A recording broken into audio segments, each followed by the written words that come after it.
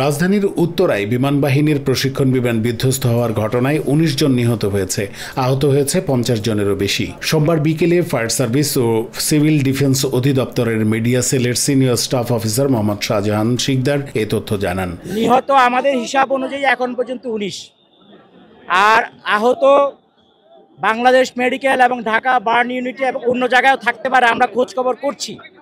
এটা ৫০-এর উপরে হবে। তিনি জানান ৯টি ইউনিট ও ৬টি অ্যাম্বুলেন্স কাজ করছে, উদ্ধার কাজ এখনো চলমান। এদিকে বিমান বিধ্বস্তের ঘটনায় নারী ও শিশু সহ ৫০ জনের বেশি দগ্ধ হয়েছেন। এদের মধ্যে বেশিরভাগই শিক্ষার্থী। তারা জাতীয় বার্ন ও প্লাস্টিক সার্জারি ইনস্টিটিউট এবং ঢাকা মেডিকেল কলেজ হাসপাতালের বার্ন ইউনিটে চিকিৎসাধীন। সোমবার দুপুর ১টার পর রাজধানীর উত্তরায় দুর্ঘটনায় পড়ে বাংলাদেশ বিমান বাহিনীর একটি প্রশিক্ষণ বিমান। বিমানটি মাইলস্টোন স্কুলের ছাদে বিধ্বস্ত হয়। সঙ্গে সঙ্গে বিমান ও স্কুল ভবনটিতে আগুন ধরে যায়। যে ভবনে এটি বিধ্বস্ত হয় সেখানে বহু স্কুল শিক্ষার্থী ছিল বলে জানা গেছে, যাদের বেশিরভাগই হতাহত হয়েছে।